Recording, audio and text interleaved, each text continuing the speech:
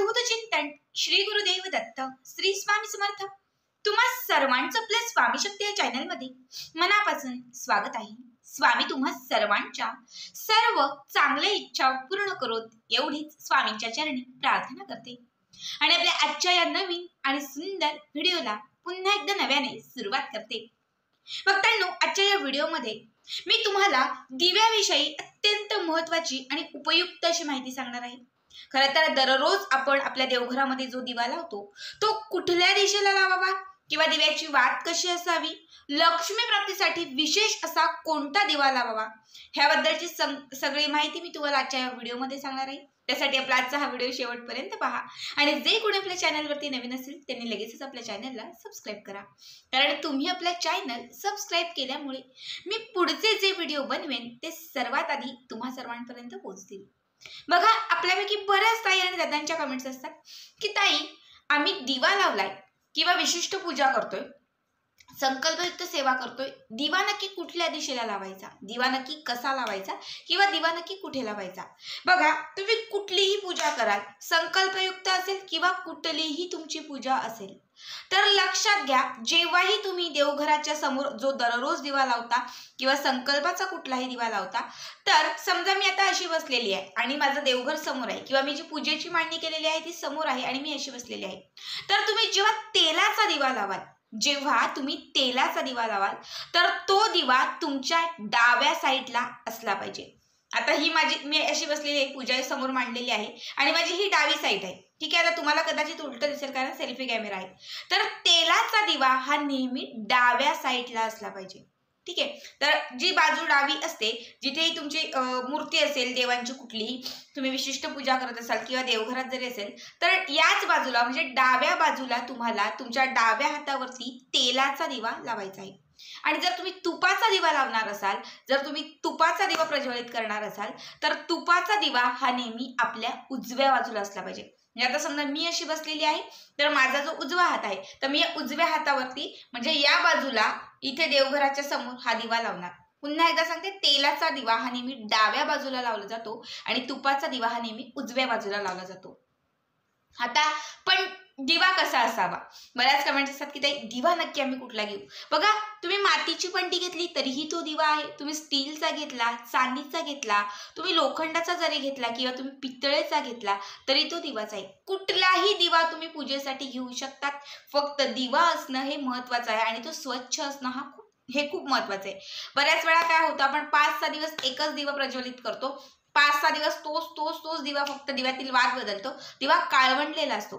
बघा, दिवा जो आहे तो नेहमी स्वच्छ, सुंदर, चांगला असावा। बघा, जेव्हा ऋषी मुनींनी शोध लावला होता की देवांपर्यंत काय पोहोचलं जातं, आणि त्यावेळेस असं सिद्ध झालं होतं की देवांपर्यंत तूप आणि तेल या 2 गोष्टी पोहोचल्या जातात। त्यामुळे जेव्हा तुम्ही तेलाचा किंवा तुपाचा दिवा लावाल, तर तो दिवा नेहमी स्वच्छ असणं हे खूप महत्वाचं आहे। काळवंडलेला, घाण झालेला, खराब झालेला, खूप जास्त काजळे आलेला जर दिवा तुम्ही भगवंतापर्यंत किंवा देवाच्या समोर प्रज्वलित केला, तर तुम्ही लावलेला जो दिवा म्हणजे ते जे तेल आणि तूप आहे ते कधीच आपल्या माता लक्ष्मीपर्यंत किंवा देवांपर्यंत पोहोचलं जाणार नाही आणि त्या सेवेचं जे फळ आहे ते देखील तुम्हाला मिळणार नाही। त्यामुळे नेहमी लक्षात ठेवा, जेव्हा तुम्ही दिवा प्रज्वलित कराल, तो स्वच्छ, सुंदर, अगदी बघता क्षणी प्रसन्न करणारा असला पाहिजे। आता ताई वाट कुठली घ्यायची, तर वाट कापसाचीच घ्या, रेडीमेडही मिळतात किंवा आपल्या घरामध्ये जो कापूस असतो त्या कापसाची वात जरी लावली तरीही चालेल। फक्त जेव्हा तुम्ही वात लावत असताना अगदी छोट्या छोट्या 2 वाती करून त्या दोनही वाती एकमेकांवरती पिळून 2 वातींची एक वात करून तुम्हाला लावायची असते। नेहमी लक्षात घ्या, संकल्पयुक्त सेवा असेल, कुठलीही विधी असेल, कुठलीही पूजा असेल, अगदी कुठल्याही पूजेमध्ये किंवा रोजच्या पूजेमध्ये जरी रोज तुम्ही जो देवघरासमोर दिवा लावता त्या दिव्यामध्ये देखील 2 वातींची करून 1 वात करायची आहे आणि तीच वात तुम्हाला त्या दिव्यामध्ये घालून तो दिवा प्रज्वलित करायचा आहे। याचा अर्थ असा असतो की जेव्हा तुम्ही 2 वातींची 1 वात करून जेव्हा दिव्यात घालता, तेव्हा तुमच्या घरामध्ये तुमच्या आजूबाजूला दुपटीने जी ऊर्जा आपल्याला एका वातीने मिळते, तर जेव्हा 2 वाती तुम्ही प्रज्वलित करून लावता तेव्हा दुपटीने ती ऊर्जा आपल्या घरामध्ये प्रज्वलित झालेली असते। त्यामुळे शक्यतो 2 वातींची एक वात करून तुम्हाला ती लावायची आहे। आता दिव्याच्या वातीची दिशा कोणती असावी, तर बघा, शक्यतो उत्तर किंवा पूर्व दिशेला जर दिव्याची वात असतील तर ती अत्यंत शुभ मानली जाते। फक्त दक्षिण दिशा सोडून तुम्ही कुठल्याही दिशेला दिव्याची वात करू शकता. जेव्हा आपण मातीची पणती लावतो तेव्हाच त्या वातीचा थोडा प्रश्न पडतो की वात कुठल्या दिशेला असावी. पण शक्यतो मी तरी काय करते, देवघर आमचं जे आहे त्या देवघरांच्या म्हणजे देवांच्या समोर येईल अशा पद्धतीने ती वात मी लावते. आता हा समजा दिवा आहे आणि हे देवघर आहे, तर दिव्याची जी वात आहे ती मी देवांकडे लावते, कारण सगळा प्रकाश देवांकडे पडावा असं मला वाटतं. त्यामुळे मी शक्यतो जी वात आहे ती देवांकडेच मी प्रज्वलित करत असते. पण तुम्ही जेव्हा हा दिवा प्रज्वलित कराल तर त्यावेळेस ही जी दिव्याची वात आहे ती दक्षिण दिशा सोडून तुम्ही कुठल्याही दिशेला केली तरीही चालेल. उत्तर आणि पूर्व दिशा जी आहे ती ज्योतिषशास्त्रामध्ये अत्यंत शुभ दिशा मानलेली आहे. त्याचबरोबर जेव्हा आपण दिवा लावतो तर तो दिवा कधीच तसा ठेवायचा नाही. म्हणजे आपण दिवा प्रज्वलित केला, देवघराच्या समोर ठेवला, पूजेमध्ये ठेवला, जर अशा पद्धतीने दिवा तुम्ही लावत असाल तर त्या दिव्याचं फळ किंवा त्या दिव्याचा लाभ तुम्हाला मिळणार नाही. कारण हा भूमिमातेचा अपमान असो किंवा भूमिमाता नाराज होते, कारण तिला अशाच लावलेल्या दिव्याचा चटका बसतो. त्यामुळे जेव्हाही तुम्ही दिवा लावाल, नित्यनेमाने जो देवघरामध्ये दिवा लावतो तो असेल किंवा संकल्पाचा कुठलाही दिवा असेल, प्रत्येक वेळी दिवा लावत असताना त्याखाली एक प्लेट घ्यायची आहे. प्लेटमध्ये थोडीशी फुलं घ्यायची आहेत, म्हणजे फुलांच्या पाकळ्या किंवा थोडेसे तांदूळ घालायचे आहेत. दररोज तुम्हाला तांदळावरती किंवा फुलांच्या पाकळ्यांवरतीच दिवा प्रज्वलित करायचा आहे. तरच तुम्ही जी सेवा करतात, जी पूजा करतात त्याचा पुरेपूर लाभ तुम्हाला मिळेल. आता हे तांदूळ जे आहेत ते रोज बदलायचे का, तर 4 दिवसानंतर तुम्ही बदलले तरीही चालतील. 4 दिवसानंतर ते पशुपक्ष्यांना खायला घाला आणि त्याच्याऐवजी दुसरे तांदूळ घ्या. पुन्हा त्याच्यावरती हा नवीन जो दिवा आहे तो दिवा तुम्हाला लावायचा आहे. बघा, हे झाले दिव्याचे काही नियम.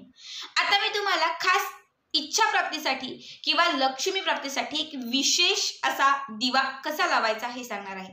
घरात जर लक्ष्मी प्राप्ती होतच नसेल, ज्याला आपण म्हणतो घरात पैसा येतच नसेल, पैशांचे मार्ग सुटतच नसतील, पैशांची चणचण कमी होतच नसेल, घरामधील गरिबी हटतच नसेल, दारिद्र्य संपतच नसेल, तर या एका पद्धतीने 1.25 महिना तुम्हाला हा दिवा लावायचा आहे. 1.25 महिना म्हणजे 1 महिना आणि 15 दिवस.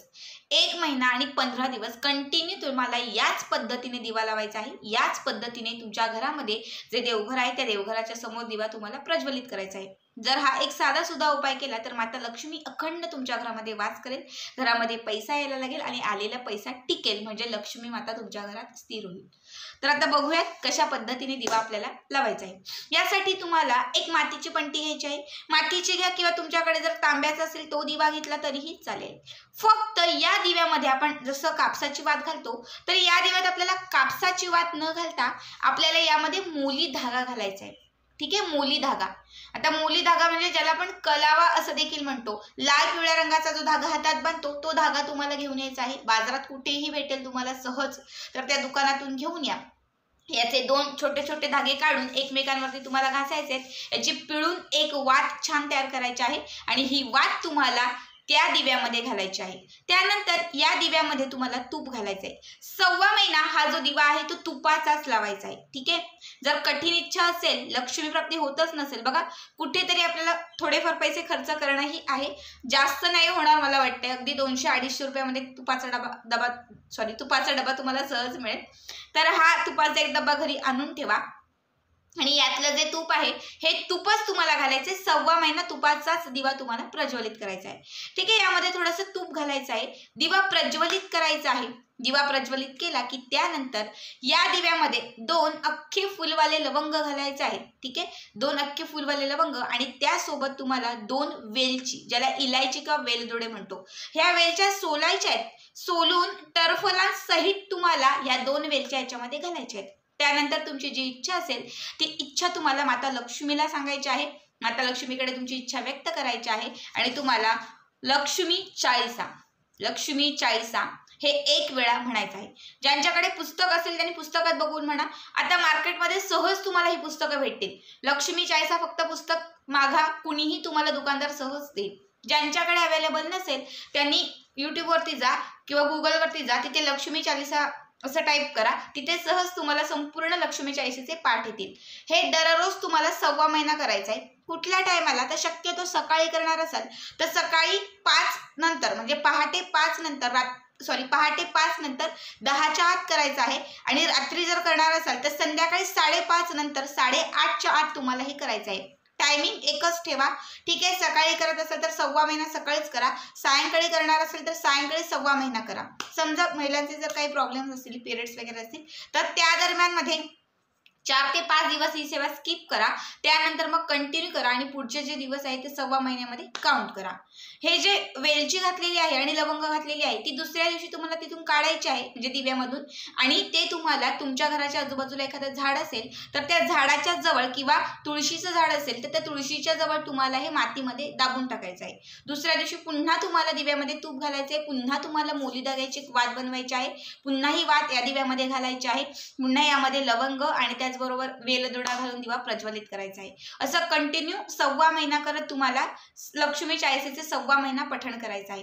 अत्यंत साधी सोपी सेवा आहे, मात्र लक्ष्मीला आकर्षित करणारी, लक्ष्मीला प्रसन्न करणारी, अडलेल्या इच्छा, अडलेल्या सर्व मनोकामना पूर्ण करणारी, आपल्या आयुष्यामध्ये घरामध्ये भरभराट आणणारी, लक्ष्मीची प्राप्ती करून देणारी ही विशेष महत्वाची सेवा आहे.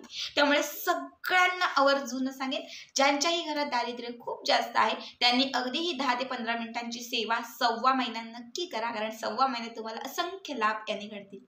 तर आजचा हा व्हिडिओ कसा वाटला नक्कीच कमेंट करा आणि असेच पुढचे व्हिडिओ पाहण्यासाठी चॅनलला सबस्क्राईब करा. भेटूयात पुन्हा एकदा अशाच एका नवीन सुंदर आणि छान व्हिडिओमध्ये. तोपर्यंत सर्वांना धन्यवाद. श्री स्वामी समर्थ. जय जय स्वामी समर्थ.